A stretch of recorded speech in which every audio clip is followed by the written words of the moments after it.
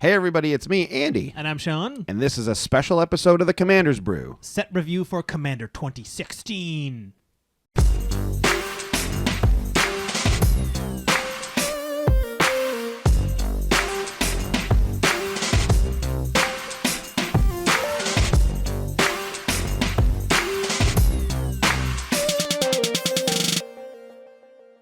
Hey everyone, welcome back to a very special bonus episode of Commander's Brew. Yeah, this is outside our normal schedule. This does not interrupt normal episodes. This is on top of it.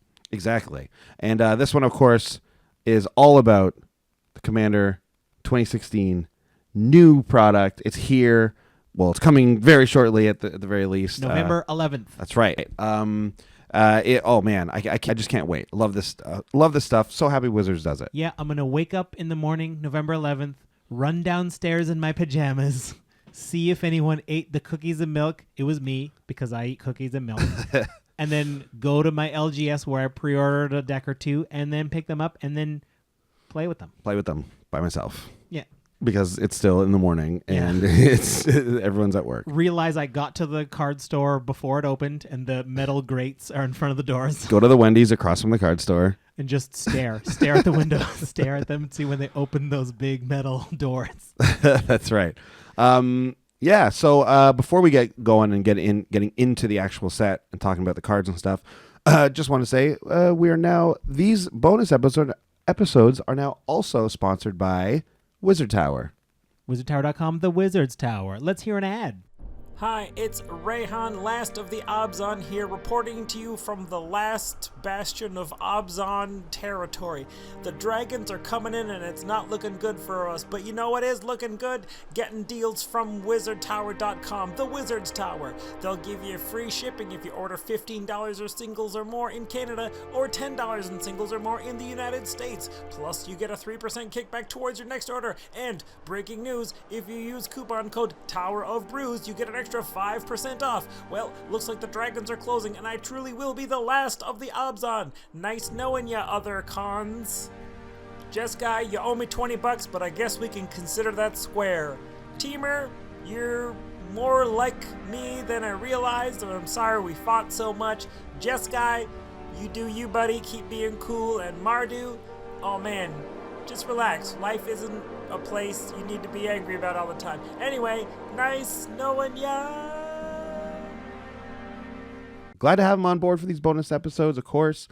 These bonus episodes are now also possible to be patronized on patreon.com. Yeah, those people who are already patrons, you know how this works. You can donate an amount per episode, and you can set a limit. That's the key. Yeah. So although this is bonus content and we're adding extra things, if you feel that is above your budget, obviously just set that limit. Yeah. No problems here, right? Yep. Like if you only want to do it for the regular episodes, you can. If you want to just set a dollar limit, you can. That's the great thing about it. Really, though, we're just happy that you're watching and listening to the show. That's the key. That's really all we would ever ask of anybody. So, please pay attention to us. Thank you. Is all we would ever ask. Yeah. Look at me. Just look at me. Just look at me. Yes. So anyways, let's get rolling. Let's get into it now. We have 4 color commanders now, right? So much stuff. So we finally get to officially and proudly say which colors we don't like. I'm going to make a deck that uses the color I don't like. So let's just talk about the main headliners. Yes. Let's get into it. Let's start with Sean, you can read this one out. Okay. And this one is also known as it's greenless. It's also known as the Sean Watson card. Right. Color square. Greenless, the color square. Brea, Ethereum Shaper, has no green. White, blue, red, black. She's a 4/4 legendary artifact creature human. When Brea, Ethereum Shaper enters the battlefield, create 2 1/1 blue Thopter artifact creature tokens with flying. Cool. And then for 2 generic, you can sacrifice 2 artifacts, so presumably the 2 Thopters, if nothing else, and you get to choose one thing. Brea can do 3 damage to target player. Target creature gets -4/-4 until end of turn. Or you gain 5 life. Pretty cool. Flexible. Presumably we're going to put a lot of artifacts we want to go to the graveyard, a lot of artifact recursion. Man, we can't even go into like the fact that these colors are good at it, because when you have 4 out of the 5 colors, you can do anything. Yeah, you can do it all. You get all of the red artifact recursion plus Esper. Like this, of course, this is the artifact deck, right? Of course it is. The only color Absolutely. that hates artifacts is green. Green does not deal with, it does not like artifacts, just wants to get them off the board. Yeah. That's what it does. Beautiful. Beautiful. Love this card. Love this card. The design on it's really great. I think this is going to be a very fun commander to play. I think she's going to be very good. The 3 abilities are not, each of them are not flashy, right? They're not amazing. No, they're not. 3 damage to target player is whatever. Target creature gets -4/-4. It's pretty good. It's obviously not going to kill big things. You got to double it up if you want to do that. Yeah. And then of course the gain 5 life is good when you're behind. Obviously good when it's the end of the game and you're about to lose and stuff like that. But It strikes me as like these are going to be the versatility is what makes it good. exactly. Like, when you get 3 half decent abilities on a card, well, that's actually like one pretty awesome card, right? Yeah. And maybe, very good. is it too early to say, but maybe my favorite playmat of the 5 headliners? Is Brea? I don't know if I assume that the main 5 people have playmats. Yeah, of they them. probably will. Yeah. So like this, I think this is going to be my Oh, favorite. you like the playmat. sexy ones, eh? Well, it's just the cool lightnings and stuff. You creep. I mean, she doesn't have a body. She doesn't have Her a body, is metal. but it's a sexy non-body. Yeah, the metal is curvy. Metal is very curvy, yeah. Okay, cool. Yeah, so the greenless commander starting off good here. Looking Okay, pretty good. Andy, take away the whiteless commander. Whiteless commander is Yidris, Maelstrom Wielder, blue, black, red, green, legendary ogre wizard. It's 5/4 with trample. Whew, already pretty cool. It says whenever Yidris Maelstrom Wielder deals combat damage to a player as you cast spells from your hand this turn, they gain Cascade. Cool. Wow, we have a new Cascade commander. And unlike other cascadey things, you can do multiple cascades. Yes, multiple Cascades. That's right. Everything you play out. So it feels like this is going to be, well, certainly one of the ways is going to be to do a Voltron commander, right? Yep. To take the green auras, the blue like unblockable type auras, put them on Yidris, and then put one on to make it unblockable or whatever. Get him in, get him to deal damage, and then cast all the other ones, and then get all even more on him. Yeah. What average CMC do you think you would use in the deck? That's right? tough, right? Because you're gonna want to sequence it. So I presume you cast your biggest spells first, but you're gonna want to budget your mana so you can at least cast 2. Yeah, you want to try and cast 2. Or do you go all in? You on will one? hit something, right? Yes. So you do probably want a lot of, I don't know, like half and half. You want like half little ones, half ones that are slightly bigger and up from there. I don't know. It's tough to say. Tough to say. Like, yeah, cool. I can't wait. I can't wait to dig into it. If you have a Maelstrom Wanderer deck, you're probably already sort of aware with what you would want to do with this commander. Yeah. A little bit, so that's fun. But yeah, Maelstrom Wielder. Whew. This guy looks like he's going to be pretty good, I think. Yep. Going to be able to break this guy, I think. Okay, let's go to the next one. This is the blueless deck, taking away the most powerful card in Magic's history, most powerful color. Mm-hmm. We're leaving it out. This is Saskia the Unyielding. Black, red, green, white. Legendary human soldier, 3/4. Vigilance, haste. This is interesting. As Saskia the Unyielding enters the battlefield, choose a player. Whenever a creature you control deals combat damage to a player, it deals that much damage to the chosen player. Rude. So you basically get to target 2 people at once, right? The way I see it is, Well, okay. Saskia comes down and you say F you to one player, Right? and then forever... The guy with propaganda and everything. Yeah, you attack other people, and that guy takes collateral damage. Oh, see, very interesting, right? So you could look at it 2 ways. You look at it, Saskia has vigilance and haste, so she's going to come down and hit probably the turn you cast her. You can go Voltron with that. You can go tokens with that because of these colors. Yeah. You got Naya plus black here. And then you're going to be able to spread that like damage around. That's why I like it as a Voltron commander, because it's like hit one guy, you're actually hitting 2 of them. Yeah. Or the same guy double. It wouldn't be combat damage though, right? No, you can't 21 off of this. But you can certainly ping that guy, then look over here, hit this guy, and then the guy in the middle dies. Well, But I also think you're also creating a team, though, right? That's the problem. creating a team between the two enemies. Yeah. No, but you're teaming up with the person for the guy you name. Like the person you name is the enemy, and you're teaming up with the person next to you, being like, "Hey, can I hit you for 5 to actually hit him for 5?" Right, but okay. You can't do that forever, though. No. Eventually, those two players are losing life because of you, and they're going to say, whoa, no, you can't hit either of us. Yeah. Right? I don't like the guy that just is getting hit with Saskia's ability is going, well, I got to try and protect me and this other player now, because Right. you're immediately creating a team, Yeah. whether you like it or not. You know what I want to do with this deck? Here's what I want. I want to negotiate a thing. Is like, yo, can I hit you for like 14? I know it's significant, but like, That's very can I hit you for significant. 14? We'll hit this guy for 14. Cool. When they agree to it, just before damage, you like bounce this guy and name the same person. So now they're taking 14 twice. Oh, Saskia. Saskia. And how does this guy work with that? What's that? There's like an 8/8 that whenever it deals damage to a player, it deals damage to every other player. There's already a creature that shares it around. Yes. So that means it will share twice to the person you said FU to. Yeah, I think so. Yeah. Oh man, the real FU card. Whenever a creature you control deals combat damage, so it's every creature. It's whoo, man. Right. Okay. Creating teams, but you might just be creating a team anyway because that's such a powerful ability. Cool. So it doesn't even matter. I love it. Very, very cool. All right, next we have the blacklists. And this is a tough one to pronounce. So Kanios and Tiro Kanios. of Miletus. Kanios and Tiro. Yeah, I like Kanios also. It's cleaner sounding. It's red, green, white, blue. For the legendary human soldier, it's a 2/8. Yep. It's actually two dudes, right? 2 1/4s. 2 1/4s smashed together. Yeah. Very much in love. At the beginning of your end step, draw a card. Each player may put a land card from his or her hand onto the battlefield. Then each opponent who didn't draws a card. So this is our first built for it group hug deck. It seems like. Yeah, it's as if Wizards is like, well, people like group hugs. Let's make a group hug commander. That's right. So everyone's putting lands out, and if they're not putting lands out, they're drawing cards so that eventually they can put more lands out and play more stuff. So you're helping everybody. You're helping the game go.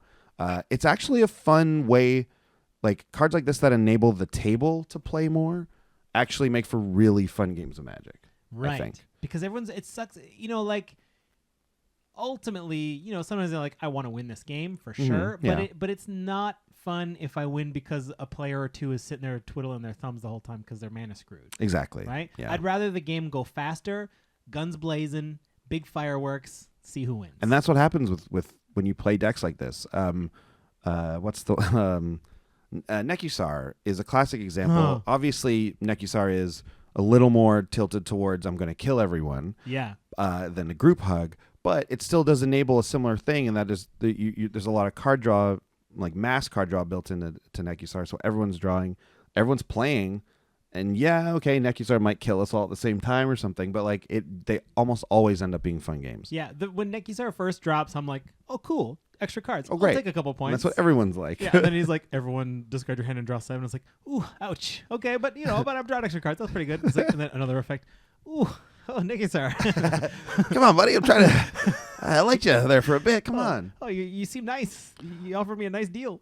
So yeah, Kanios. Kanios. I think. And Tiro are They're the that Guardians of Miletus. Yeah, they are exactly. And So that's one thing I actually kind of wanted to mention. The flavor of this set is spread out obviously over a couple different planes, but we got a lot of stuff from Theros, we got a lot of stuff from Alara, we got a lot of stuff from Ravnica, and I'm missing one. I think there's one other plane. The Tarkir. Yeah. There's a lot of stuff from those, and a lot of cool things that you saw mentioned in those like actual sets that now we see them. So the Guardians of Miletus were one of my favorite cards flavor wise from Theros, anyways, because it was the two statues of these two, Kanios and Tiro, who were like whatever, they were Guardians of Melita somehow, and they got these giant statues built of them. The first gay, like confirmed gay men characters in Magic, right? And so that was very exciting for everybody. And then now they actually have their own card. Yeah. And in the background is the Guardians of Melita statues, but with scaffolding all over it because they just are building their statues. Look how proud those guys are of those statues. They love it. They're having a blast. They probably woke up and like, hey, Tiro, let's put our fancy armor on and look at our statues. You know what I also really like about this card? I like that. Okay, these two are two gay men and they love each other. But just in case you didn't know that, like as flavor wise, they have I don't know who's who in this picture, but they have one of them putting his hand like in a very like loving way on the back of the other guy's head, like running his hand through his hair. I didn't notice. See that? Yeah. And it's like, if you didn't know, now you know, right? Yeah, I love it. They're putting it in people's faces as they should be. Way to go, Wizards. Because Way it's to a good go. choice. I love it. I love it. Right? If nothing, Magic is a game that includes everybody. It's right? inclusive. It's so inclusive. That's It's what I gotta love be. about it. Yeah, great. Anyways, as a card, it's going to be fun. We'll see how it works out. I'm Also, sure there's lots of builds you Good can do with commanders it. for a group hug deck, too. Exactly. Yeah. Inclusive, right? It's Yeah. very inclusive. Yeah. I love it. Cool. Okay, next commander up. This is the redless commander. People say that's the worst color in Commander, so we'll see how this goes. Yeah. This is green, white, blue, black for Atraxa, Praetor's Voice. Legendary creature, Angel Horror. 4/4, flying, vigilance, death touch, lifelink. Gross. Wow. If that wasn't enough, at the beginning of your end step, proliferate.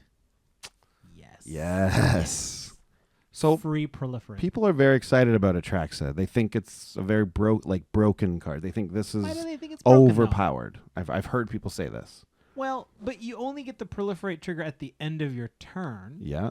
So, like, you can't use planeswalkers after you've proliferated. You can't, there's a lot of things, like, you've already attacked, so your creatures that get +1/+1s, they've already done that. Mm-hmm. And I'm sure you probably have ways to gain many counters anyway, so what's one more? Yeah, that's the thing I also don't really understand. I guess a commander with automatic proliferate, they feel like can be pretty heavily abused. I don't know. But maybe it's also maybe could it also be the flying vigilance, death touch, lifelink?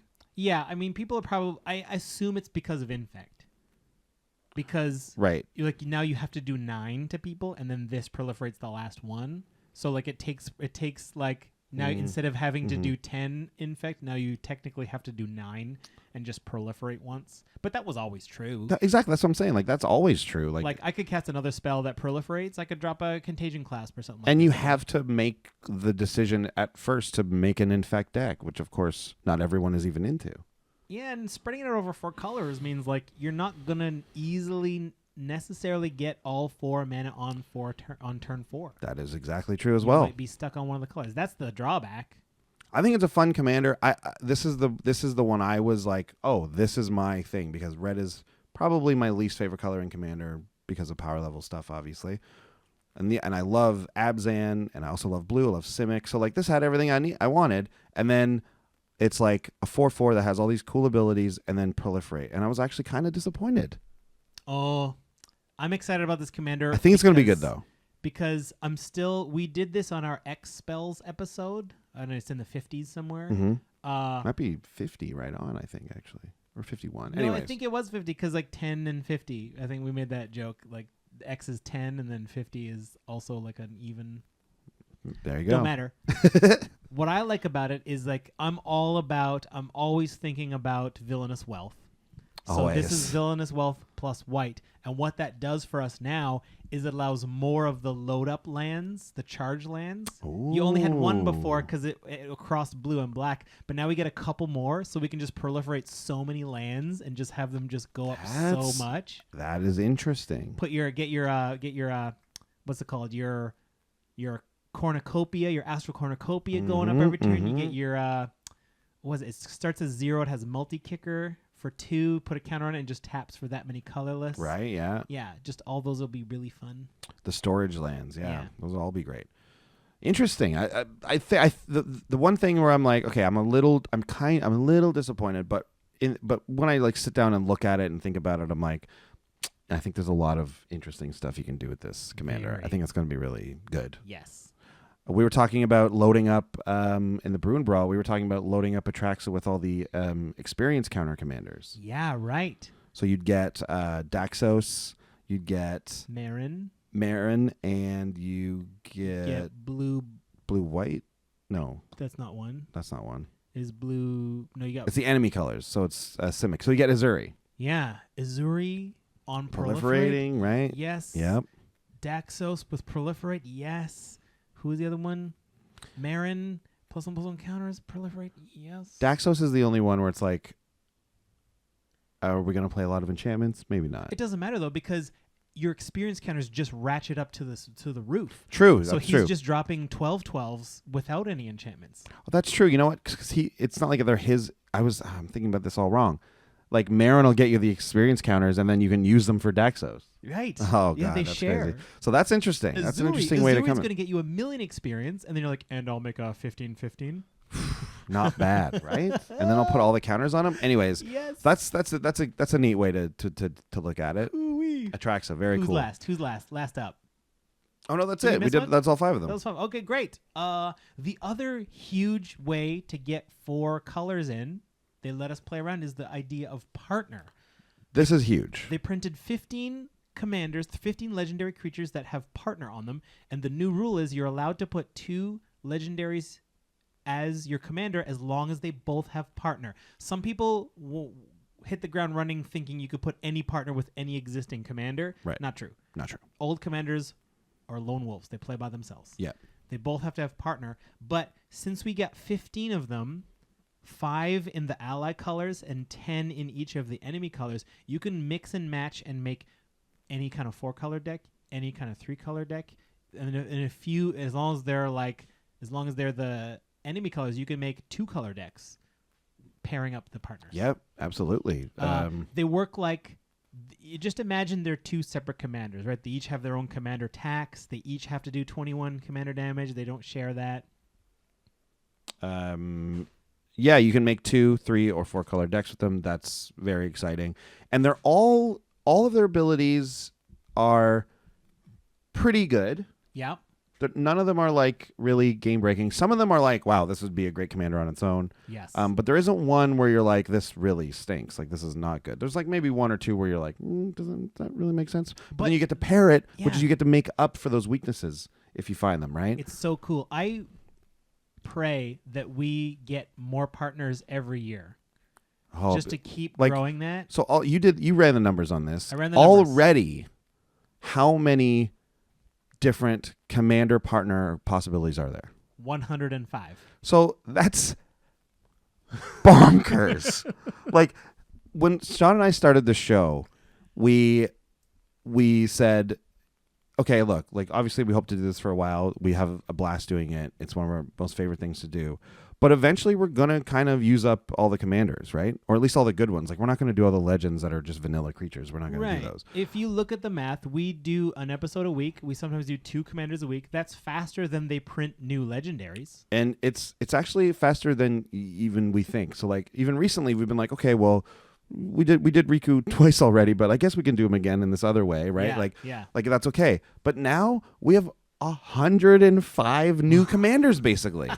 New decks. 105 new decks. 105 new decks you can build, and is that also counting them on their own? No, I guess I did You not just count them did as combos, I only right? did combos. So it's You're actually allowed to go alone. It's actually 120 then. Yeah, if you count them as solo commanders. Because of course you can have them as solo commanders as well. If you want. Oh man. I hadn't even considered them as solos. So 120 plus the other 5, the 4-color ones that we just read. That's 125 new commander possibilities. It's like we're doing Rubik's Cube now. If you bought all 5 of these decks, that is so cool. I think that's great. I'm going to need to buy more sleeves. Yeah, I think we're all gonna need some more sleeves. So Yeah. we're gonna go through each one of them. We're gonna go through each one of them. We're gonna talk about them. We're not gonna get so heavily on like who their best pairing is or anything like that. We'll probably bring it up here and there, but at the end we're gonna say what our favorite pairing is. Yeah. Yeah, here we go. Okay. First on the list was Silas Wren, Seeker Adept. He's the Demir partner, He's and there building is only a one. Gear Hulk. That's what it looks like, but Doesn't he's it? from Alara Oh, okay. because it's Ethereum that he's dealing with. That's right. Okay. And actually, there's if you go on the mothership, if you go on whatever that site is called, everyone just calls it the mothership. I don't. Is it wizards.com? I couldn't even tell you what the website is. Yeah, wizards.com or whatever. There's a great article where it's like it just runs down a couple of these guys and their like backstories, and I read them all. And Silas Renz is he's the only artificer or like person that's like has a heart made of Ethereum. That's He's cool. Iron Man. Yeah, he's kind of like Iron Man. A very also noted is his very punchable face. Who said that? I saw that on Reddit somewhere. Very punchable. His face is so like, pretty good, right? Anyways, Silas Renz, my artifacts? he's the Demir partner, and there is only one Demir partner. It's one of the one each of the enemies and two of the one each of the allies and two of the enemies, which is another great thing. Gives us even more enemy partners, enemy possibilities, because those are ones we had less of anyways, right? Yes. Love so it. yeah, if you run the numbers, which I did painstakingly, we get almost. So I think we get 8 of every Khan's wedge, which were underrepresented already, Right. and we get about 4 of every shard, Right. which were overrepresented. So like it So- balances it out. Love They it. thought of everything.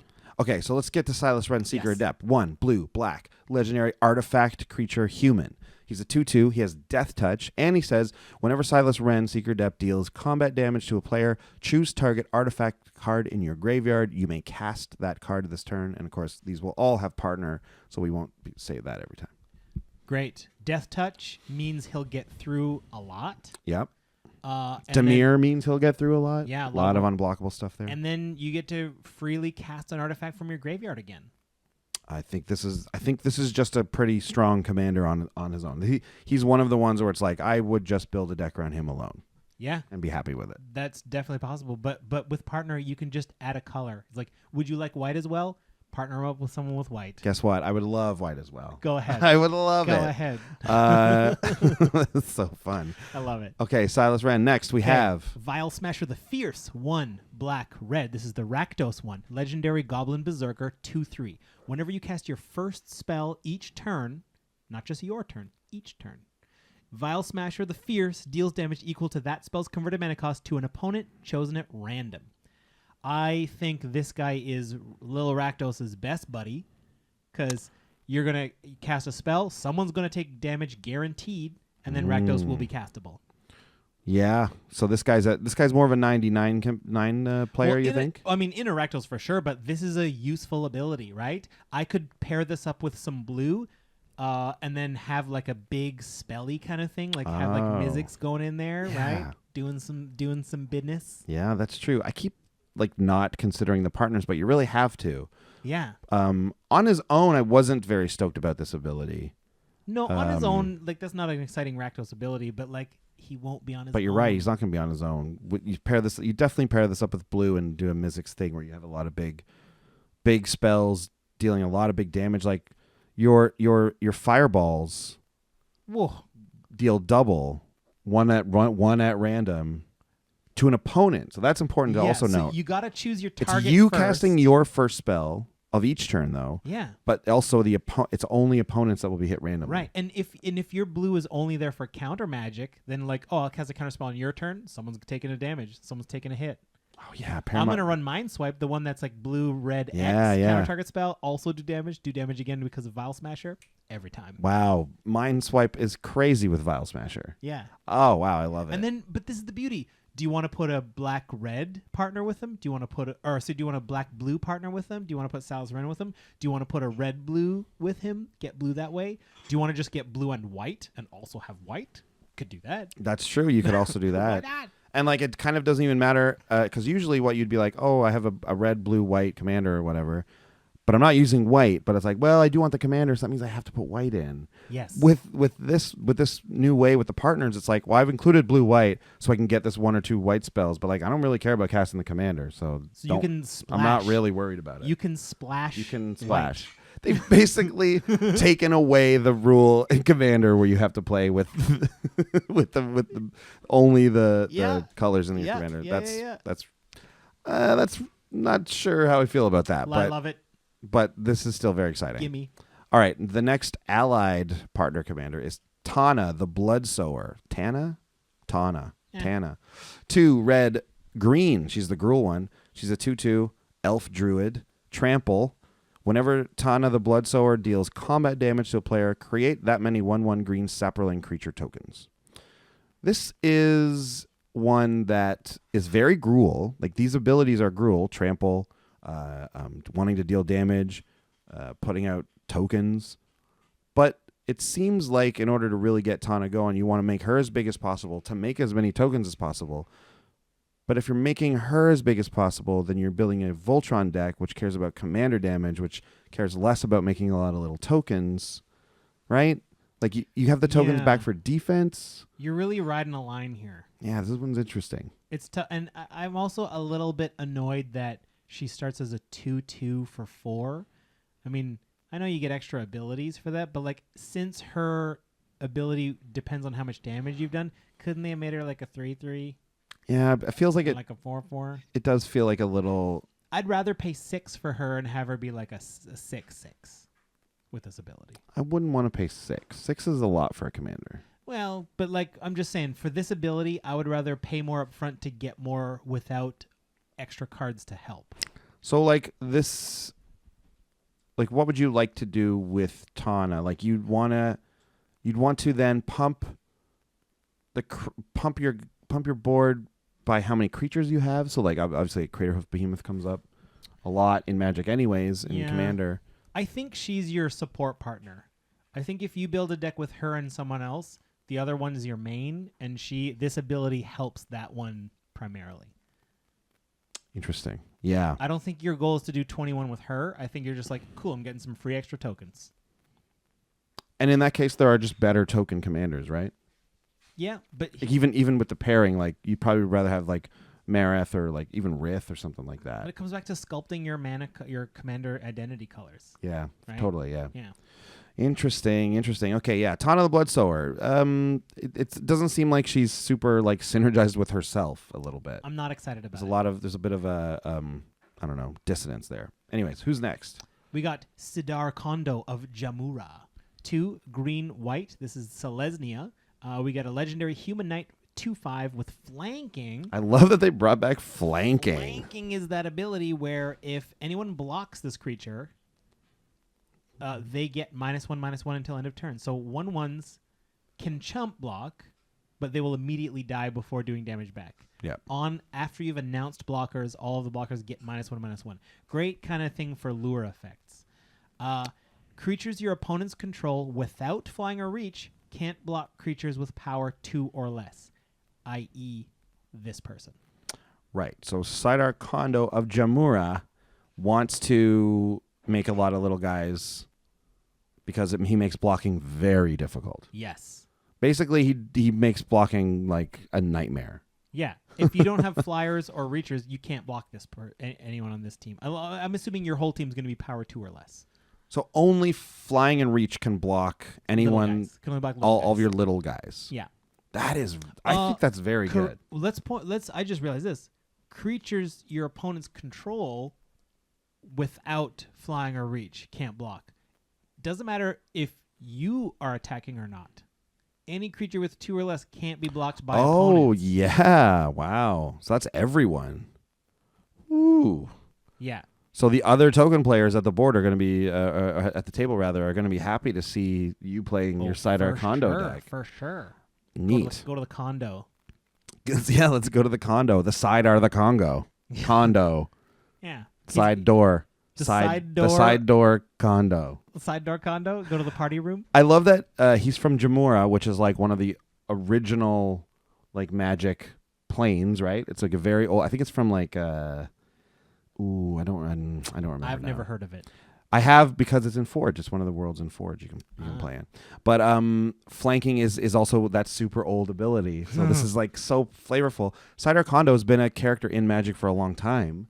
He is one of those. You know how when you play on Magic Online, you can have those avatars. Yes. That like I don't know. Some of them do stuff like we all know about the Momir Vig because yeah. that's like a weird That's format. a whole format. I don't know. First of all, I do not know how to use those things. Can you? Is there a version where I can play and have one of those? Yes. I bet there is. Yes. It's called Avatar. But Saidar Kondo is one of those avatars, so he's been a character for a while. Anyways, cool. I like this guy. I think he's cool. I think he's good. It's a way of. It's like it's not pumping your creatures to get them through. It's just getting them through. Yeah. So if you can do it after too, like after blocks are declared, then you pump, then like forget it. I do like them. Very do cool. Like this guy. Saidar Kondo. Okay, who's next? Oh yeah, and so like he might be good with Tana, right? Oh, yeah. You know what? That's the best combo for her. She gets through easier as well because she's a 2/2. Yeah. That's pretty good. All right, who do we have next? We have Ishai Ojitai Dragon Speaker. 2 white, blue for a 1/1 flying bird monk that says whenever an opponent casts a spell, put a +1/+1 counter on Ishai Ojitai Dragon Speaker, and of course that's partner. These abilities suck when other people have them. Yeah, because and this is one of those ones that just gets out of hand. It just sneaks up on you. Yeah. You're like, yeah, you have to cast spells. It's like 2/2, no problem. 3/3, whatever. 4/4. Oh, it's a 4 for flyer now? Okay. Okay, well, it's pretty good, I guess. And then it comes back around the table. I was like, wait, what is it now? It's a 9/9? Like, you're attacking me with a 9/9 flyer? When did this happen? Yeah, that's exactly what it is. So you sit back, you almost play like a control game, it feels like. Blue-white. Meanwhile, your Ishai is just getting larger and larger every turn of the board, and eventually you close out the game by swinging with, you're like 8/8 flying commander. Yeah. And it's like one of those things that's like, well, we got to kill this thing, but when do we cast our board wipe? Right. Because it's like, I mean, I don't want to cast it when it's a 1/1 and there's no other creatures. I want to get other creatures with it. So it's that game where you're like, oh, I'm going to cast a board wipe, so I'm not going to cast creatures for a couple of turns. Right. But you don't have a couple of turns because like you cast 2 spells, the other guy casts 1, the other guy casts 2. Yeah. That's 5 extra counters. 4-player game, this guy is probably going to come back as a 4/4. Minimum. Right? Minimum. Yeah, like that's I think like an average case scenario. Yeah. It might be a 3/3. Someone might decide to hold off on a spell. That's first round. I know. Right? That's the first yeah, round. that's if you get him on turn 4. But like even if you got him later, you're probably looking at even more, right? Yeah. Yeah, right? And then if you drop Ojita on turn 4 and they don't deal with it for 2 turns? Would it for have 3 been? turns? Would it have? You know what? Okay, because it's partner, the answer is yes. But on his own, I think all you would need to make this a really good commander on his own, or at least a very like a pretty solid one, is to give him hexproof. Oh my god. Well, there's that Bant one. Is that Bant one hexproof that can give itself +1/+1 counters? There's an angel that can give itself. You can pay to give it. No, she Not doesn't. hexproof? Starts with a J. Janura, yeah. Jennifer. Asura of War. So I like Ishai. I think I think Ishai's great. I think he's got one of the most simple abilities for the partners, but it's gonna sneak up on you every time. I think. I love that. I think when you see Ishai out there, you kill it. I think so. Don't let him have it. While you got that chance. Yeah, absolutely. Okay, now let's move on to some of the. So now the following enemy colors each have 2 per enemy color. Right. The first one they've given us for Boros is Bruised Tarl, Boorish Herder.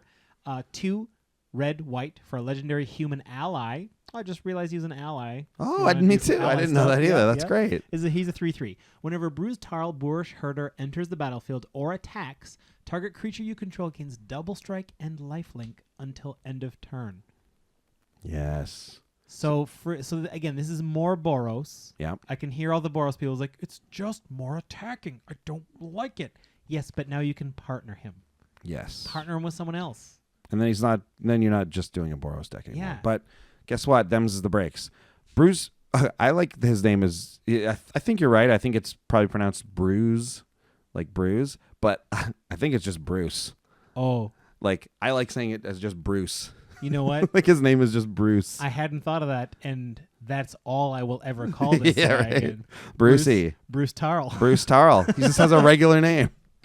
Bruce Tarl. Bruce Tarl looks like a big like Turkish dude. I love him. Yeah. This nice mustache. I think this is one of the better like you were saying, like support partners. Yeah. Right? So Bruce is really good in any of the ones that want to get through and deal damage, especially, well, and whatever, I won't talk about it because that's going to ruin it by the end. But I think he's very good for that. Listen, Tana likes him.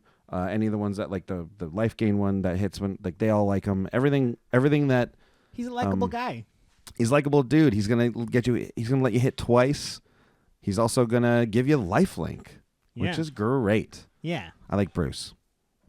He's a boorish Yeah. herder. All right. The next. Do you want to do all the Boros? Sure, I'll do all. I'll Yeah, take yeah. Boros. Okay. You got Akiri Line Slinger. Again, Boros, red, white. For another ally. Oh, cool. Also an ally. Neat. Legendary Core Soldier ally. This is a 0/3 with first strike and vigilance. 0/3. What? I'll tell you. Akiri Line Slinger gets +1/+0 for each artifact you control. Pretty good. This one is interesting. Like first strike and vigilance with like scalable power. Like, you get that up to like 7 power. Not hard to do.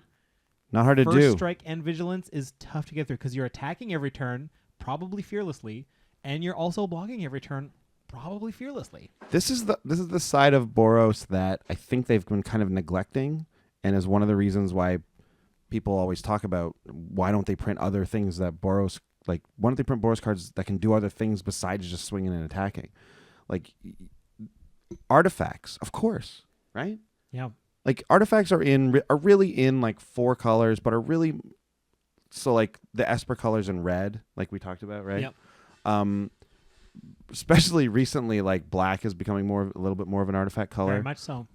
But I do think that's kind of like that's just Esper. I think it's really only just when it's paired with those other colors, and now in Kaladesh, but that's just the whole set is artifacts, right? So you can almost kind of discount that a bit. So really, it's red, it's white, and it's blue.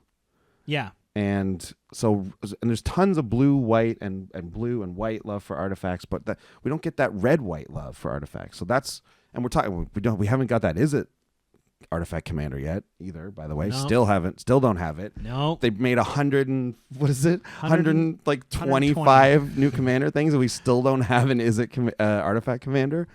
Whoa. Anyways, but Akiri Lineslinger is something that's close to it. Although she even seems like she's going to be like an equipment commander. I think that's going to be great for her. Oh, equipment plus the first strike vigilance? Yes. Yes, Right? absolutely. Equipment plus the +1/+0. She's very Jorkadine like, which is also cool. Yeah.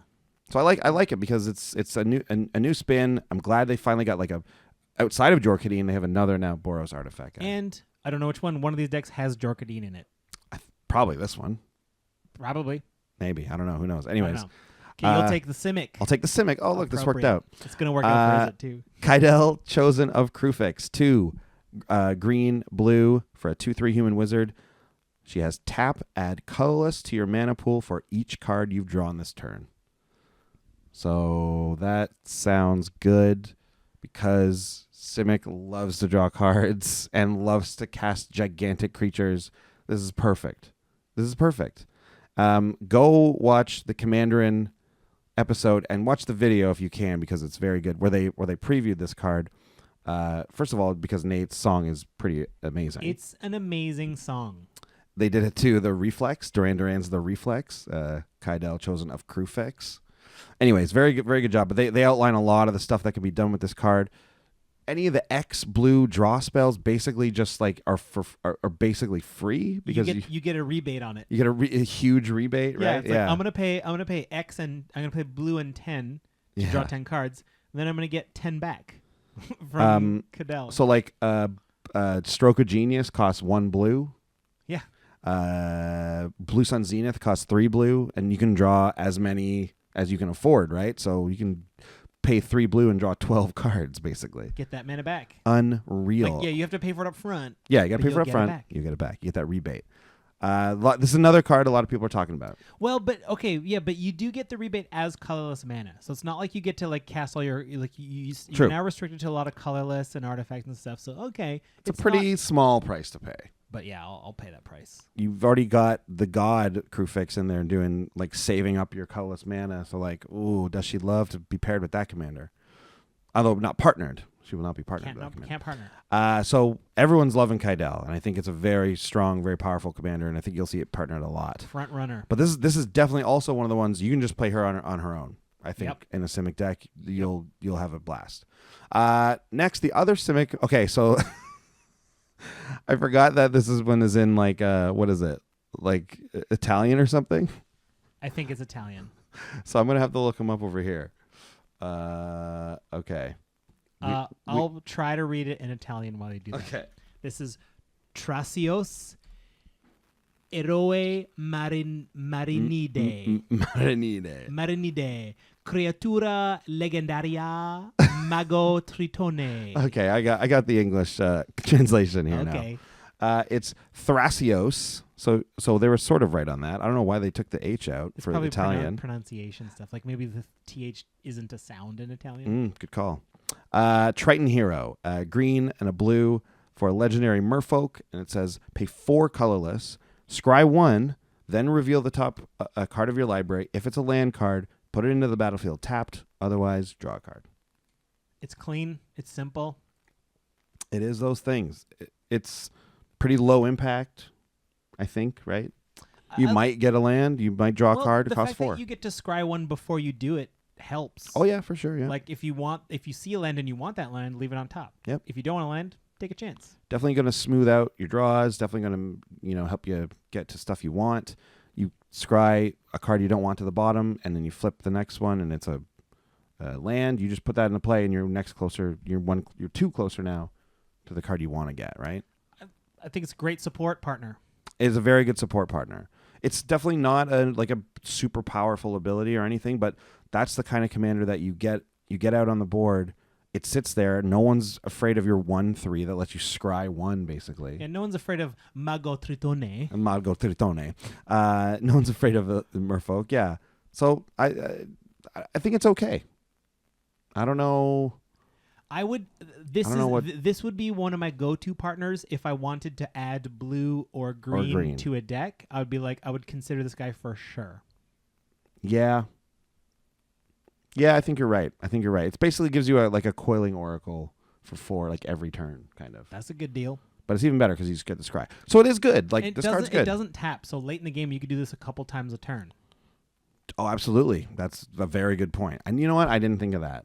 And obviously it works really well in Simic. With Cadell. With Cadell, it works amazing because you'll just be making all that. Get all that colorless mana back. Boom, boom, boom for these activations. But I think you're right. I think this is primarily a support commander. Yeah. For sure. You're probably not going to base an entire strategy around this. Okay, who we got next? We got Orzhov. Oh, I'll take Orzhov. We got Ravos Soul Tender, 3 white-black for a legendary human cleric, 2/2 flying. Other creatures you control get +1/+1. Anthem built in. I don't mind that. At the beginning of your upkeep, you may return target creature card from your graveyard to your hand. Sorry about that. Here we go. Pretty good. Yes. This is Andy's favorite card, Citadel Siege. No, Palace Siege on legs. It is, yep. And also an Anthem and also flying. Yeah. Great. Anytime you can have Palace Siege as your commander, I think you're pretty happy. Yeah, so an Orzhov likes to sacrifice, likes to send these to graveyard, so bring things back all the time is excellent. Yeah. Is excellent. And then the other Orzhov commander is Timmy. Timna the Weaver. She's blind and she's making a spider web. Like Ariadne in actual Greek mythology. Oh, cool. I don't know. I know the greatest hits of Greek mythology. I don't know. I go a layer deep and that's it. 1 white-black, legendary human cleric, 2/2, lifelink. At the beginning of your post-combat main phase, you may pay X life, where X is the number of opponents that were dealt combat damage this turn. If you do, draw X cards. Decent. Presumably, you're going to want to be attacking. Yes. But then it's you just get a free extra card every turn, and you get it for your second main phase, so you can use it that turn. I also I like that because this is encouraging Orzhov to attack. It is. You know what? I wish though, instead of opponents that were dealt combat damage, I wish it was opponents that lost life, so you could. Yeah. So you could. What's the wing? So you could extort. And then just draw 4 cards and pay all that life. Maybe that's why they didn't do it, because the extort would be too. You know good. what? I bet you that's what it was at first. I bet you that's what it was pitched as. You're right. And then they were like, and then they're like, wow, this wait is, a minute. Yeah. I pay 1 black and extort. Yeah. I gain the 4 life because there's 4 opponents. I pay that 4 life and draw 4 more cards, therefore having endless supply of extorts. I would not be surprised if that's what it was like originally like dreamed up as, and then they were like, "Whoa, that you can't do that with extort. That's so nuts." And then they're like, "Okay, well, just switch it to combat damage." And it's like, well, now that doesn't even make sense. Yeah, it's not really. It's also it has. But to I be but combat I damage. actually do kind of like it. And of course, you partner this up with someone who wants to do combat damage and is better at doing it, and then you're looking pretty good, I think. Right? That's where the partner comes in. I love it. Yeah. Okay, so the Orzhov commanders I think are excellent support commanders. Yeah. And I also think you could build around these abilities. I could build a Tymna deck, no problem. Yeah, I think so. And I think they're kind of pushing you towards attacking and or like tokens, obviously with Ravos there, but also there's that graveyard synergy. I love it. I love these two. Yeah. They might be my favorite actual 2 pairing is the Orzhov ones. Ooh. Yeah. The Orzhov team, Yeah, I think they're really, really great. both from Theros. Okay, next we'll do Golgari. These ones are also in the running for being my favorite for sure. But first we've got Ikra Shadiki, the Usurper, 3 black green for a 3/7 Naga wizard with menace. This one got the biggest stat boost out of all of them. They all seem kind of overcosted because they all cost 2 colors, so you expect some more power toughness. So like, well, maybe the partner thing is why it's also. But this one's like just huge anyway. Yeah, 5 mana for a 3/7 with menace. Whenever a creature you control deals combat damage to a player, you gain life equal to that creature's toughness. So again, Golgari caring about the butt. Caring about the butt. They love big butts. Yeah, cannot lie. And Shadiki, Ikra sure does have it. What is it with Naga wizards and sounding like our friend Chris Sadiki's name? I assume There's 2 now. There's Sidisi and then there's Shadiki. I assume because they usually take their naming inspiration from, Earth plane regions. Earth plane, yeah. It's true. Like a lot of the Ravnica ones are sort of like European, like Eastern European. Oh, really? Like Cool. there's a lot of like Wojek and stuff like that. That's true, yeah, right? yeah. And then Polish, so, yeah. And so I think this is from somewhere too. Like these kind of names, because we got a buddy whose name is very similar to this. I went to look it up, and I found a lot of LinkedIn profiles of this name. No way. There's like a people real with this name. There's a real person named Ikra Shadiki. Yeah. I guess that doesn't seem that strange to me at all, actually. Yeah. Okay, so that's one. So again, we're talking about getting through, dealing combat damage. That's what this commander wants to do. Yeah. We've already seen a few commanders that also would love to do that and would help out with it. So Gaining a bunch of life. yeah. Yeah. So Ikra Shadiki with Bruce Tarl, she gets double strike and lifelink. Oof. So like you hit twice, you gain 14 life from her ability, plus you gain 6 life from her having lifelink. 20. Plus she has menace. Yeah, so 20 in total. You gain 20 life off her. So and plus menace and like double strike, it makes it very difficult for you to block her anyways. Well, but she like if you gain life equal to that creature's toughness, any creature. That's true, exactly. So like I'm just talking about her alone. Have Bruce give it to a huge trampler thing, right? Yeah, And it's like, oh, sure, I'll man. just gain 30, That's really cool. right? Um, Bruce and her, good. I didn't think of that. Her and Bruce, good combo. Next is going to be Rayhan. Rayhan, Last of the Abzan. 1 black green for a human warrior. She's a 0/0.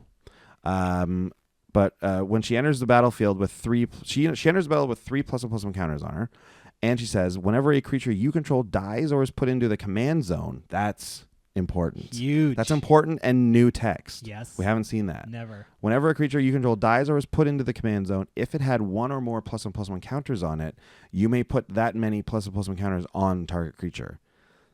Guru of Spores, right? Yeah. Like this is the best card in that deck, maybe. Yeah. You're sacrificing, you're putting stuff away. Even if Gave dies or doesn't die, goes to the command zone, you save all those counters on something else. Like And Rayhan herself, if she gets sent to the command zone, you get that one last shot of her +1/+1 counters if she has any. and I did confirm this is a lady with again that cool article that where they Cool. told the background It does stories. make me sad because it says that she's the last of the Obzon. Yeah. Like that the Obzon are extinct. Because what happened was they surrendered to Dramoka. And then there was then the people the people in the Obzon who didn't want to surrender to Dramoka were like, no way, we're sticking around. But then they got crushed by Dramoka Dramoka's and on your team. all her dragons and stuff. So that's probably why Rayhan has no white in it. Dramoka's green-white. Exactly. So yeah, the black part of her is like, no way, man. Yeah, no way. Get out of here, you old dragon. We're gonna outlast you. No, you're not. So yeah, Rayhan, I think this is a very good commander. This is a very versatile commander. This can go in so many decks and can play. I mean, when you play with +1/+1 counters, that basically works with just about every color in Magic, right? Like, Yeah. the only one that I feel like doesn't use +1/+1 counters a lot is red. They don't use it a lot, but it shows up. Yeah, of course it does, right? But like, it shows up in huge. It shows up in Torian Mauler, gets a +1/+1 counter every time he gets a, and it shows up in Hamlet back Goliath, where that guy just gets a billion +1/+1 counters. You have him on the board with Rayhan, it's like, okay, cool. Where are all those 100 counters going? Anyway, so I think this is one of the commanders that is very good on their own. Oh yeah, I love the built-in story and an excellent support commander. This is a good one all around. Oh boy. Okay. Last enemy pair, my faves. Is it? Yep. We got Ludovic, Necro Alchemist, 1 blue-red for a legendary human wizard, 1/4. At the beginning of each player's end step, that player may draw a card if a player other than you lost life this turn. Makes everybody else fight each other. I love it. You want that card? Just hit that guy. Just do some damage to him.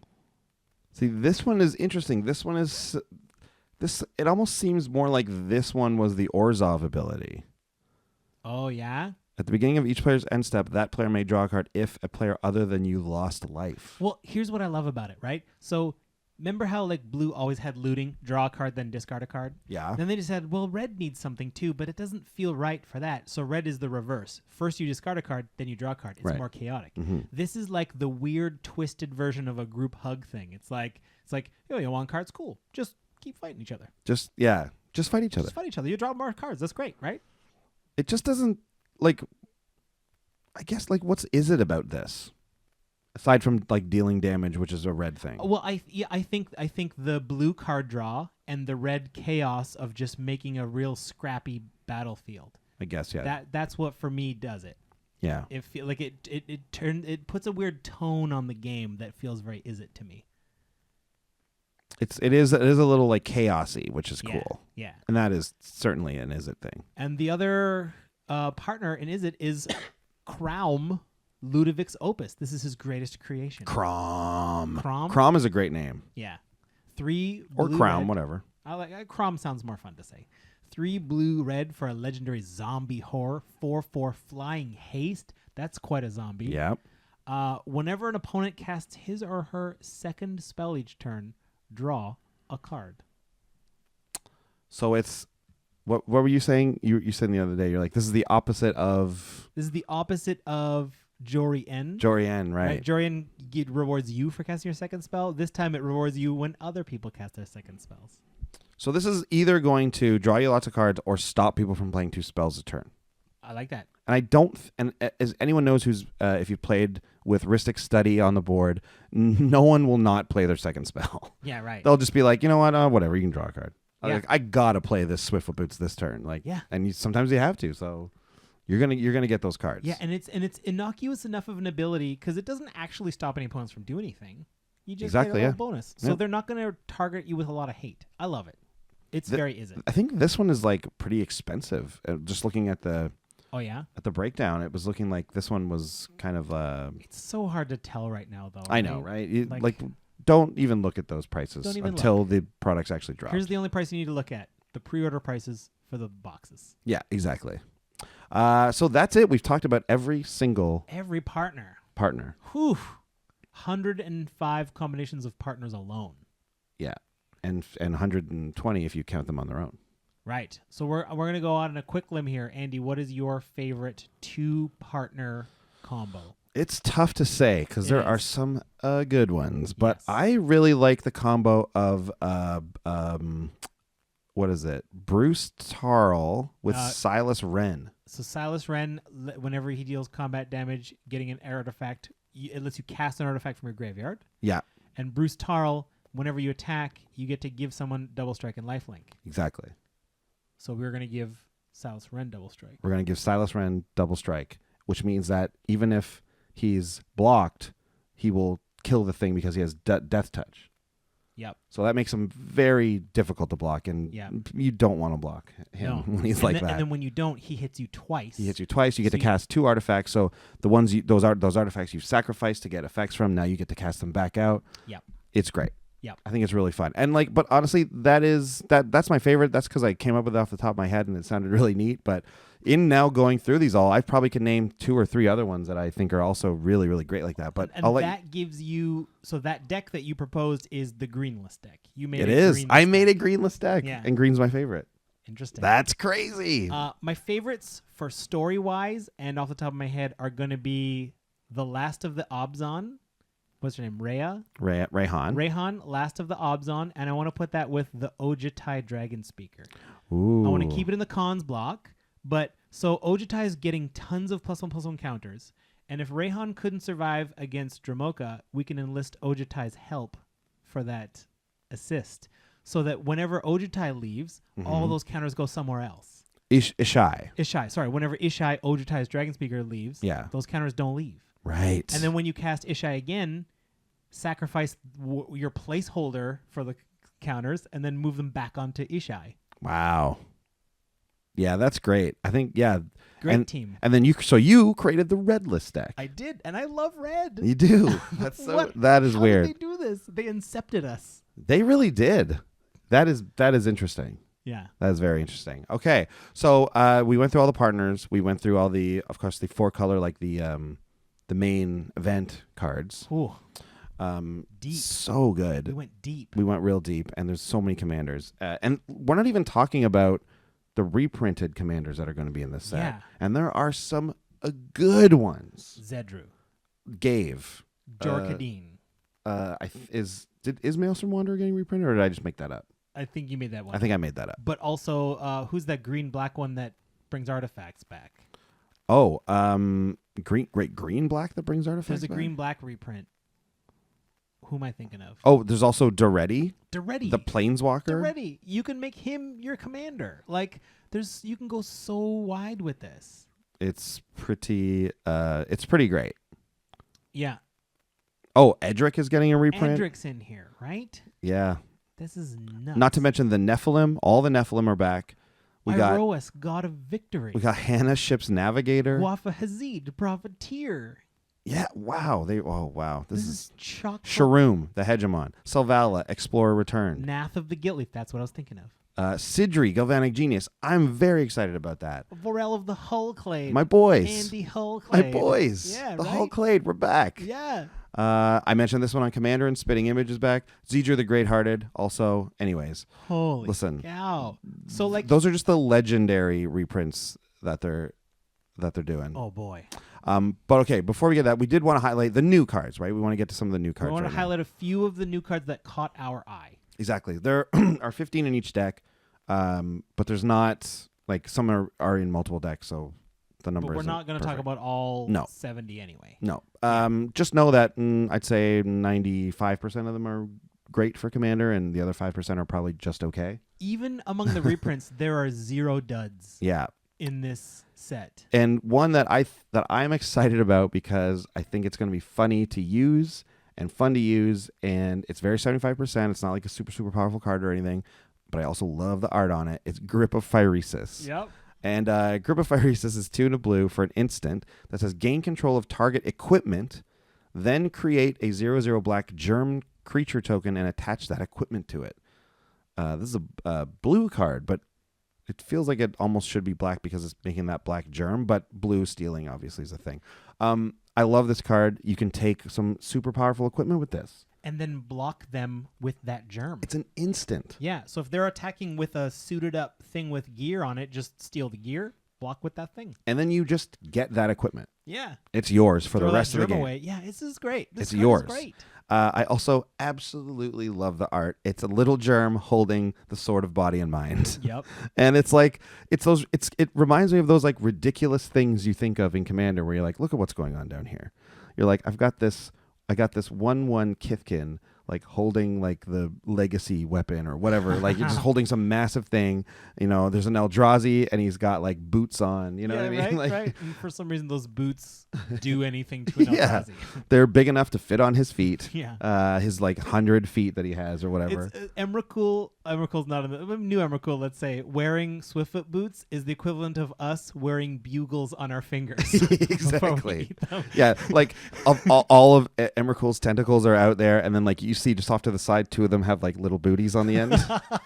It's like, You hey, can't what's that over target there? me. It just means we can't target them because of those things. Can't target me. Sorry. Oh man. Until she eats them like bugles, and then Yeah, exactly. And so they just went and they animated one of those silly things where this little germ is holding this wicked cool sword. Yeah, it's cute. And looks kind of like he's having a hard time with it, but It's I love heavy. it. It's a heavy one. What's next? Even your blade knows who will triumph here. Atraxa, Praetor's voice. Next. Ooh, Curse of Vengeance. This is fascinating. It's an enchantment or a curse for 1 black. Enchant a player.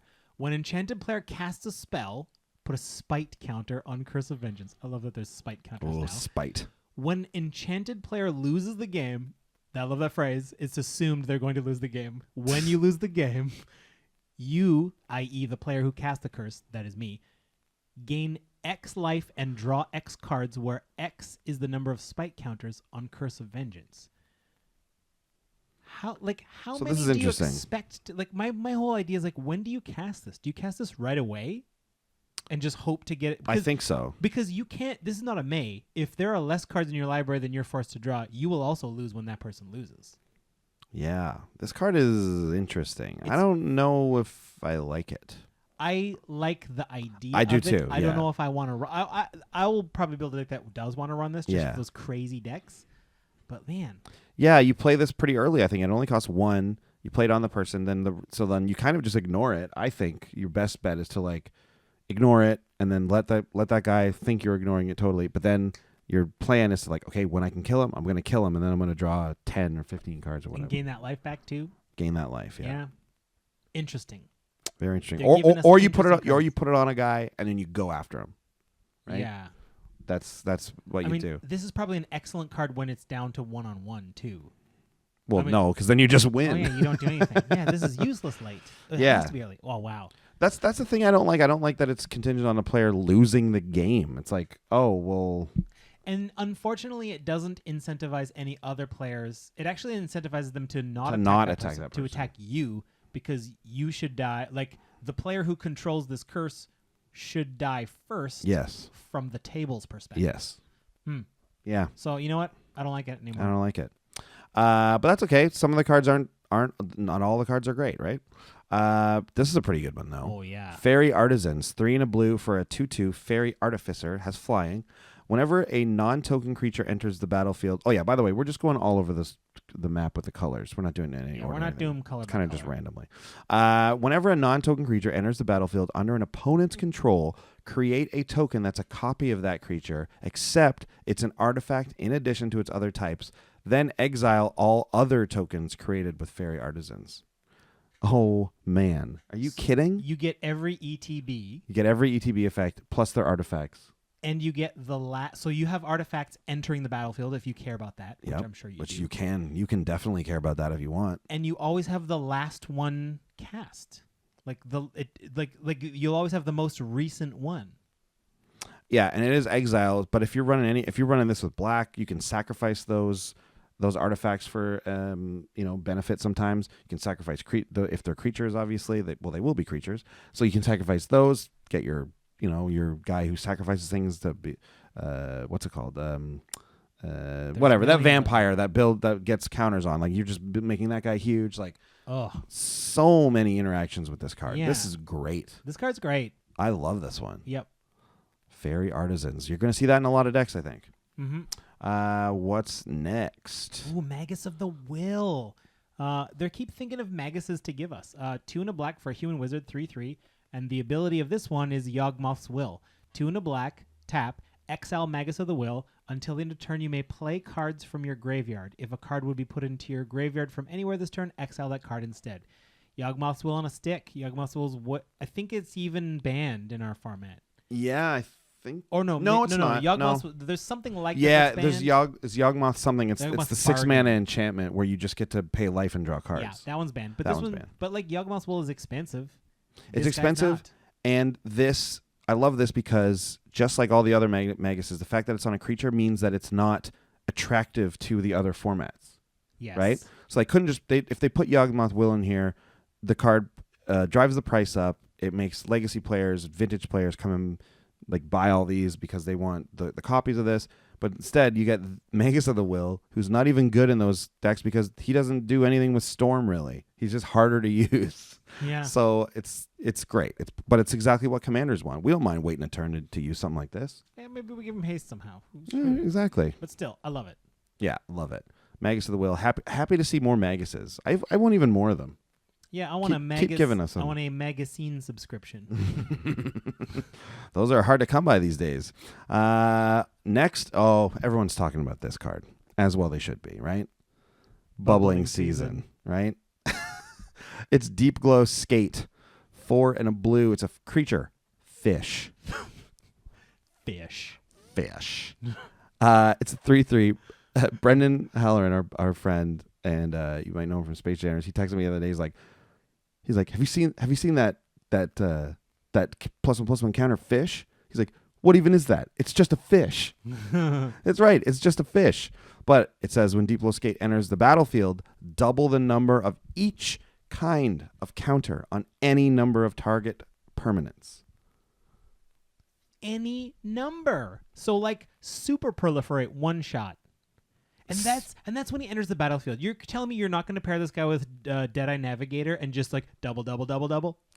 Get out of here, right? Get out of here. Well, you got that enchantment that says when you pay X mana on it, you like that tower that like once you've paid 100 into it, you win. It's like not only have I got 1,000,000 mana to put into it, I'm doubling the counters that are already on it twice, 3 times, 4 times.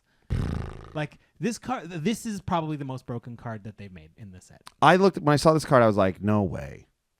No way. I was like, no way. I can't believe they did this. No way. Oh, how are your planeswalkers doing? Oh yeah, they're okay. They're aware. They're far away from their ultimates. Everyone, Deep Glow Skate. Yeah. They're all ultimating now. Ultimate. Get out of here.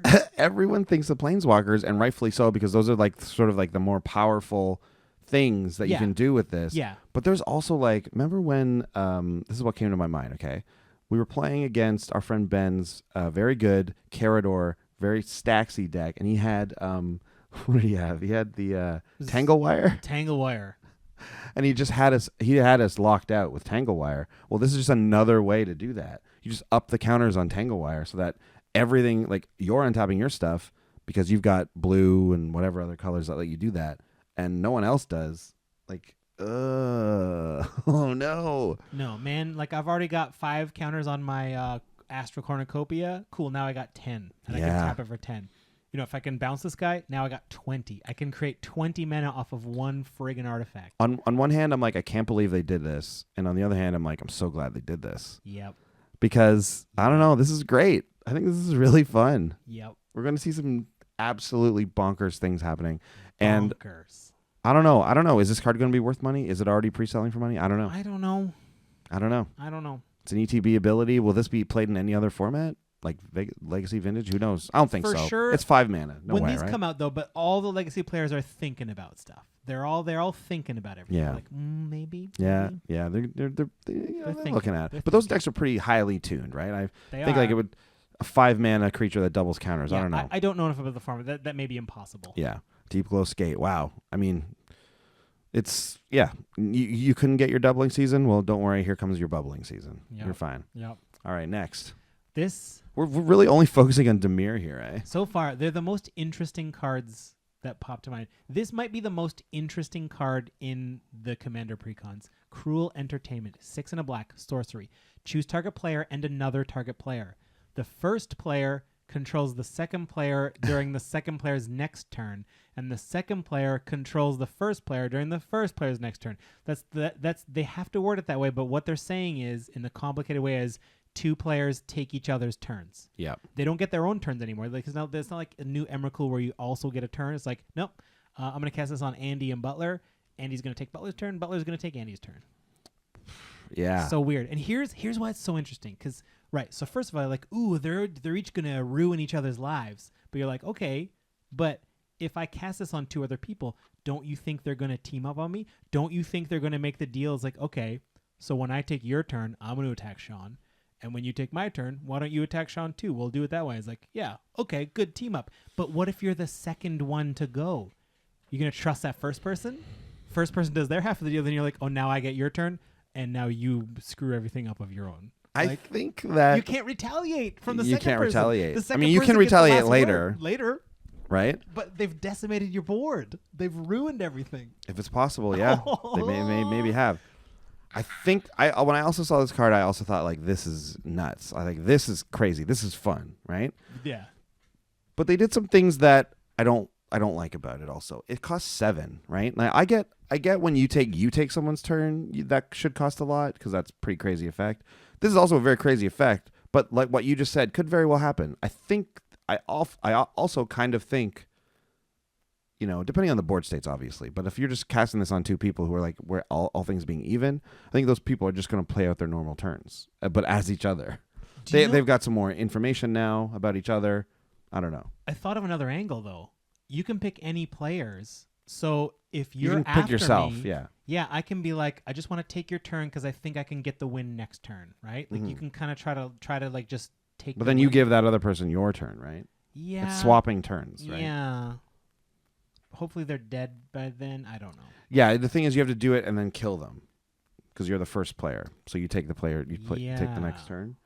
Anyways, I think that's pretty I'm fascinated. uncommon. It is. I want to resolve one. So Me too. bad. Me too. I think it's really, really neat. I think they made it 7, so I just wish it was less, so that way I could do this. Haha! Now you guys take each other's turns, and then I get to play like another creature just to like make sure they're not gonna really screw me over or something like that, right? Like, but like you said, you don't want this ability to be down too early. But like, I don't think anyone would really play it too early. Like if this costs 4 or 5. And they're just gonna run it out on turn 5. Like I don't think so. I think you're gonna wait until the board state is in such a way that's like, okay, this makes a lot of sense now. You know what? I'm gonna do this when I got Cadell and I got like 1 million extra mana anyway. It's only gonna cost me 1 black. Yeah, it's only gonna cost you 1 black. But it's interesting, and again, that's all gonna be depending on the board state. This is definitely one of those cards that goes into one of those like political mess with the table type. I love things. it. I think it's really fun. And Dabir again. We've got Ancient Excavation, 2 blue black for an instant that says draw cards equal to the number of cards in your hand, then discard a card for each card drawn this way. And it has basic land cycling of 2. There's a bunch of cards with basic land cycling, and let's just talk about that real quick. It makes every card better that it has it on. Yep. It's awesome. Awesome. Basic land cycling in these 4-color decks is amazing, and you're definitely going to want these types of cards. And this is a really cool card to even have it in the first place, right? Like draw 5 cards, then discard 5 cards. You're in Dimir. You're probably going to love that your graveyard's going to have stuff in there. You get card selection in your hand, your graveyard. It's like controlling your own fact or fiction. Yeah. Kind of. It's like a super brainstorm. Yeah. Yeah, but it's in graveyard. That's even better. Card advantage. No, it's not. You're actually cards. down a card. Yeah, but it's like yeah, it's just great. I think it's good though. Like I do think it's good, and I think a lot of decks are going to actually really like this card. Double your hand size, and then go back to your original. Take your pick. Take your top 6. Yeah. Of the 12 in your hand. Reanimator decks, like self reanimator decks, are going to love this. It's like kind of like it's better than just milling. Yeah. Right? Cool. Anyways, let's move on. Silver Reclamation. Just a really efficient removal spell. 3 green, white. It's also got basic land cycling. Exile up to 2 target artifacts and or enchantments, and it's an instant. Very flexible. You got 2 targets. They can both be artifacts. They can both be enchantments. You can mix and match. It exiles, so this handles pesky gods. Iroas has been reprinted, so he's in the mix here somewhere. Yeah. And basic land cycling. We love it. Same thing. I love it. This is another Return to Dust, which is an absolute commander staple. Yeah. We don't mention it a lot on this show. We have in the don't. past, but it is, it's the best artifact and enchantment like removal spell, right? It's an instant, but if you do it on your turn, you get to do 2, and it's 2 and 2 white. Well, does a pretty good impression of it. 3 and green and a white. Plus always get 2 at instant speed. Yeah, always get 2 at instant speed is great. Exile, that's key. Next, we have Orzhov Advocist. 2 and a white for a 1/4. It's a human advisor. It says, at the beginning of your upkeep, each player may put 2 +1/+1 counters on a creature he or she controls. If a player does, creatures that player controls can't attack you or a planeswalker you control until your next turn. So I'll let you get bigger, but you can't come at me. Right? We're making a deal here. Right? And then it's a built-in deal. So I just know, it feels so Orzhov to me, because if I don't have this creature and it's my turn, I'm like, so do you want the 2 counters? I'm like, yeah, I'll take it. Always. Like, but I'll be in the back of my mind, I'll be like, I know there's a catch somewhere, right? Yeah. Because he's let me have these counters. He's assuming I'm going to attack my enemies. He's let me do his dirty work. If I ever turn on him, I'm sure he's just going to wrath all my guys anyway. Like, it's just, I know, like, this feels so Orzhov to me. I love the way this feels. It's such a good way to, like, control, like, make other people do the fighting for you, which is very Orzhov. And the beauty of it, this is like those sales techniques or whatever, is like make the other people think they made the decision. Yeah, exactly. They think they made the choice, but it's like, yeah, cool. So what happens on your upkeep, which is important. Yes. Right? Each player can do it. And then they go in order, too. So if the guy to your left is like, yeah, I'll take it. The next person's like, well, okay, then I got to take it, like, too. I'm going to pretty much always take it. I'm always going to take two +1/+1 counters, and then eventually start saying no, and then attacking that person, the right? only time which is exactly what they want you to do. That's exactly what they want. You're playing into their hands, Andy. I know. You're doing exactly what they want. But, like, and you thought that was your idea. I know. It was not your idea. I'm like, ha ha ha, I'll show him. No, that's what he wants. I love it. It's so good. I love it. It really is a win-win situation, though. Oh, right? I love this card. I think it really is. Anyways, okay. That's great. What's next? Oh, okay. Runehorn Hellkite is in this list because of its activated ability. It's 5 and a red for a 5/5 flyer, and the activated ability, it's a dragon, and the activated ability says 5 and a red, exile Runehorn Hellkite from your graveyard. Each player discards his or her hand and then draws 7 cards. This is like a Wheel of Fortune thing, but the fact that it's on an exile ability from the graveyard means you can do this at instant speed at the end of the last person's turn and have a whole fresh hand with full mana to start your turn, which is difficult to achieve in this game. Yeah. Card advantage in red, of course, also difficult to come by. Yeah. I mean, everyone gets a new hand as well. Yeah. But, like, you get first crack at all your cards, besides the instance. I should say card draw, not card advantage. But yeah. Card draw in red, tough to come by. Love it. Cool. This one, we just had to mention this. Stonehoof Chieftain. This is what you were alluding to earlier. 7 and a green. So it's a big boy. He's an 8/8, trample and indestructible. Whenever another creature you control attacks, it gains trample and indestructible until end of turn. Stonehoof doesn't have to attack. Exactly. I mean, you can pretty easily. He's got trample and indestructible also natively. But also the best defense you'll ever have, right? A huge 8/8. No one's getting through an 8/8 indestructible. Yeah, no, absolutely not. Let the rest of your team attack and not risk their lives. Yeah. They're also indestructible. Ugh. Oh, man. Let me tell you, this guy's going straight into Mael the Anima. Xenagod. Yep. Oh, my God. Yes. Xenagod loves this guy. Look at his funny little face and his silly hair, though. Yeah, he looks like a jack-o'-lantern. Yeah, like, what's going on with it? his hair, he's got, like, Don King's hair, and then he's got, like, a silly, screaming little jack-o'-lantern face. Yeah. He's a big guy, but a very, very good card. Ugh. 8 mana for an 8/8, but it pays off. Yeah. What we got next? Oh, this one's interesting. This is interesting. Benefactor's Drought. 1 and a green for an instant. Untap all creatures. Period. Until end of turn, whenever a creature an opponent controls blocks, draw a card. And draw a card. So you're always going to get one anyway. But this is the one where it's like, let's you and him fight. So when player A attacks player B a bunch, you're like, hey, look, I'm going to untap everyone's creatures. Player B, you get to make a ton of blocks. And if they're going to make profitable blocks for themselves, and you also draw cards from it.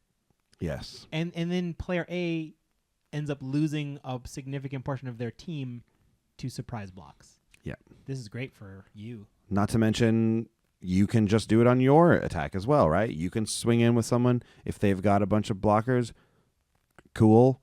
You can just, that way you're really making sure that the like once the blocks are declared, that's when you can do it, right? Yeah, like if I just attacked with if I had my like Stonehoof, my 8/8 indestructible guy out, Yeah. and my whole team is indestructible, you got to chump.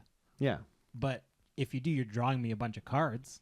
I think this is good. I mean, token decks are going to love this, obviously. Token decks are going to eat this up. But I also like the situation you laid out where it's like they're attacking and you can do it on their turn. But then they can choose to do some different stuff. But it's like if they have to attack and it's like if they have to block rather with everybody, it's like, woohoo, I'm going to draw 6 cards off this, right? Yeah. Plus the one that it just says. Plus draw a card. So minimum, you just draw a card. Minimum, it cantrips, yeah.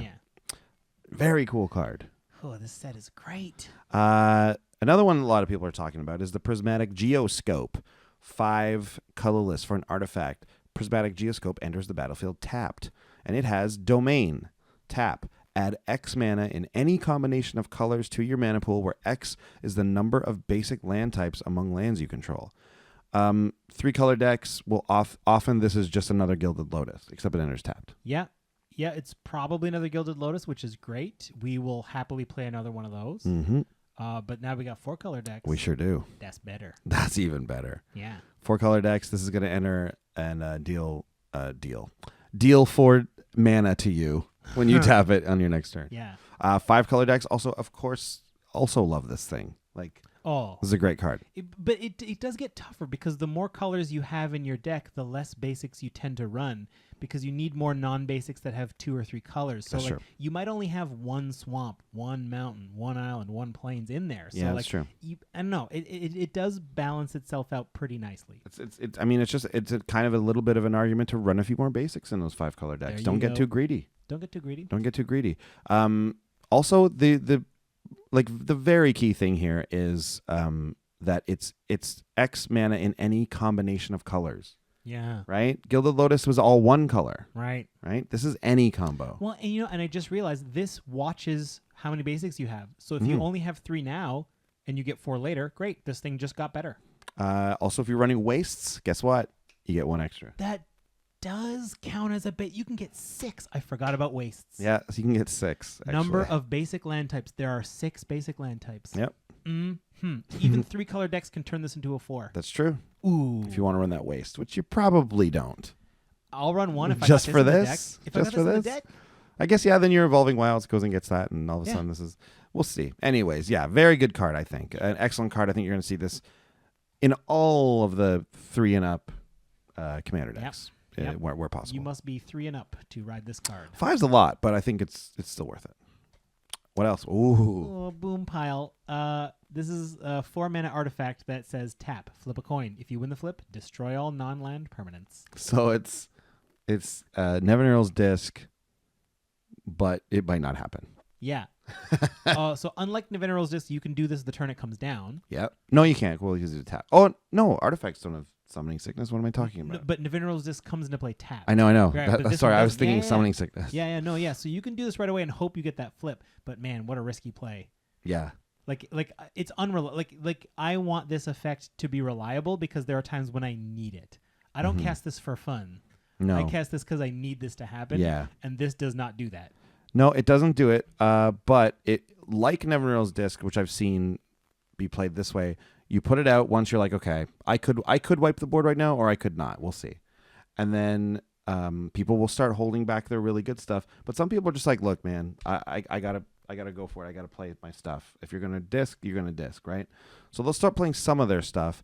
So when that starts happening, when the board, so you hold back everything, and then you go tap on your end step, didn't do it, tap on my upkeep. That's 2. 50-50 shot both times. You should be able to do it. I hope so. We'll see. I think it's fun though. I think it's fun because you're gonna. Because if you don't, the whole table knows like, oh well, he's gunning for it. Yeah. So like, Same thing with the disc with Boom Pile. It's recurable though. This is a recurable board wipe, yeah. right? You bring this back with your Silas Ren. Or your Doretti, which is in the deck. Yes, he is. Oh man, I love it. Boom Pile. Boom Pile is going to go in my Doretti deck for sure. Boom Pile. Actually, is it all non-land permanents? Also destroys. Also I mean, I destroys guess planeswalkers. everyone else's desk is in there, so this will go in. What's up next? Sublime Exhalation. Yeah, these are the Undaunted Right. cycle, right? Undaunted is a new keyword. Right. We included all of them in here. We're gonna go by them pretty quickly because they are pretty straightforward. But Undaunted is the new, the new keyword. This spell costs 1 generic less to cast for each opponent. This is another brilliant piece of design because it takes effects that if you made them too cheap, they all of a sudden get attractive to other formats, and then they kind of mess with the availability of these cards for the casual players. But when you're playing in Commander, an Undaunted spell, if you're playing a 5-person game, that's 4 less, right? Yeah. If you're playing a 4-person game, that's 3 less. So Sublime Exhalation is 6 and a white, and it says destroy all creatures. So it's a board wipe. But if we're playing with 4 players, that's 3 less. So this is 3 and a white, destroy all creatures. 3 and a white, destroy all creatures is not a card Wizards wants to make anymore. Nope. Right? That is too powerful by their standards. But it is exactly what Commander players want. Yep. We want more Wrath of Gods. We want more reprinted of those types of cards. Well, this is a way to basically do that. Genius. Later in the game, you got to spend a little more, but guess what? It's still pretty We good. probably have more mana by then. Exactly. Great. It's perfect. So this might be the best Undaunted card. I think it probably We'll touch is, on all yeah. of them really quickly. So the next one is going to be the blue one. 6 and a blue, Coastal Breach. It's a sorcery. Undaunted, 1 less per opponent. Return all non-land permanents to their owner's hands. Oh, I should point out, there is always at least 1 opponent. Yeah. So it might as well just read 6. Yeah. I hate this one because it's sorcery. It's evacuation, but it's sorcery. They could have just made it instant. It's already for sure not as good as the white one. I got Cyclonic Rift, man. Keep your Coastal Breach. Yeah, I don't know. I think you still play it in almost all the decks you would play evacuation and those types of things. Okay. I think it's still definitely playable. Yeah, I guess this is these effects are to bring a bunch of mana rocks back to your hand after you've tapped them, and then hopefully play them back out and gain mana. This that is way. kind of the closest thing to what's it called? Time Spiral. No, the big one. When that returns all the lands and everything in the cube.